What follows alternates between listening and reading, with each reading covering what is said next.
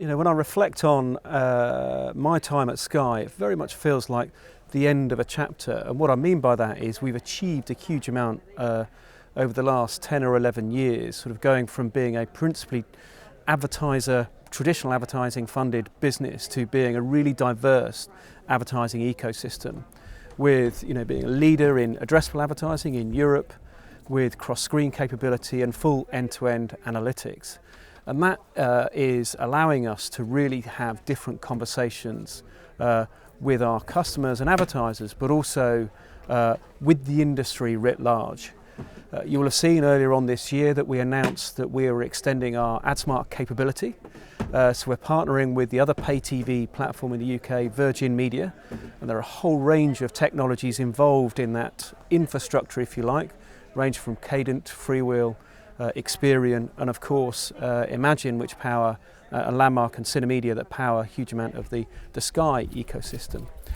We've announced the enablement or the licensing, if you like, of the AdSmart brand in the UK to Channel 4, and we hope in the not too distant future that we'll be able to extend that capability to our partners at ITV. So when I think about that journey that we've been on, it's been huge, ranging from building for Sky, but also building for the industry. I wanted to ask you about inventory and this whole question of addressable around VOD versus linear, the opportunities around linear, which is actually quite new globally, what you've learned and how that might develop. So when we launched Addressable, we focused on linear. We took that really tough decision right at the very beginning to focus on the number one inventory type that brands want to be associated with and be seen in. And so when we launched AdSmart, it launched in live linear programming. And that capability and household reach is extended on to the Virgin platform as well. But if you think about it, whether you're a consumer or an agency buyer or a client, when you view TV and you buy TV, you don't actually think about it as two separate inventory supplies or pools. What they really want to have is a single campaign across multiple platforms, whether that be linear addressable or whether that be broad audience mass reach campaigns. And that's very much a driver for Sky going forward, serving that single campaign across multiple platforms. So what do you see as sort of the next step in terms of how this might proliferate? And of course the Comcast purchase is a big factor, but in terms of this notion of addressable TV globally, powered by Sky or embraced more broadly, where might things be going? Well, I think there is a genuine push across the industry and globally to move towards greater collaboration and more consistency in standards. So historically you would find platforms and publishers launching their own capability with their different naming rights and naming conventions, different standards, different measurement currencies, all of those sorts of things. And whether you think about it within the UK, within Europe, across the UK and the US and many other territories, we're all sharing our learnings, sharing our standards, and you'll hear a lot more at the Future of TV event on how Sky and our technology partners at Freewheel are looking to share the learnings that we have created in UK and Europe and allowing that to be leveraged by Freewheel and our Sky and NBCU partners. And finally, today we heard a lot from buyers from many of the holding companies, and we had many here. What is the attitude or the interest or the caution or sort of the posture of buyers around addressable? Has that changed, and where do you think that might be going? Well, I think that the thinking on addressable has changed quite dramatically. So I think addressable had been perceived as being of the highly targeted or niche advertiser or audience. And actually the thinking has evolved quite dramatically to be that addressable can play a role in the national campaign to drive reach extension.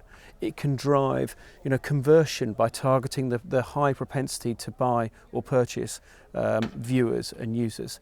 So it's thinking about how addressability can add flexibility to TV within the overall marketing mix, rather than it just being about brand building, but how can you drive the consumer through the marketing funnel?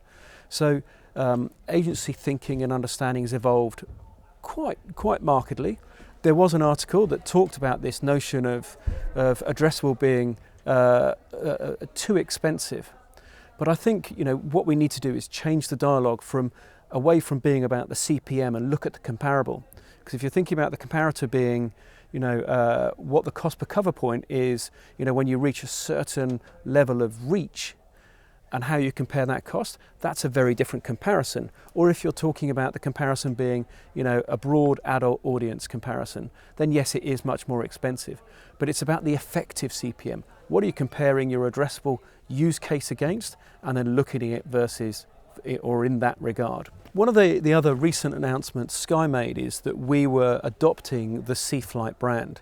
You'll recall we've spoken about this before, how, you know, in the coming together of Comcast, NBCU and Sky, where we're sharing our learnings. And one of the great pieces of work that Kavita and the team at NBCU have created alongside other partners is rolling out this aggregated viewing under the CFlight banner. We announced earlier on this year that we would be extending that capability into the UK and then ultimately across all of our footprint in all of our territories in Europe. What that means is that we will take what the NBCU team have achieved, but take it a stage further with true deduplicated reach and frequency reports for all advertisers in an automated fashion. That will also entail us moving all of our first-party data processing, the viewing from our set-top boxes, out of house. So we're not measuring our own sort of viewing, moving all of the methodology into an independent source, and then publishing that so that we can be fully transparent, and then going further than that in sharing it with our competitors in every territory we operate in. So it's on record that we're prepared to share this, the methodology, the processing and the infrastructure with our competitors in the UK, with ITV and Channel 4, and they are actively looking at taking that on in 2020 to their customers and their advertisers. Because I believe the best way for TV to succeed in the future is through collaboration. Yes, healthy competition, but collaborating for the good of the advertiser, the good of the agency, and then ultimately the good of the broadcaster.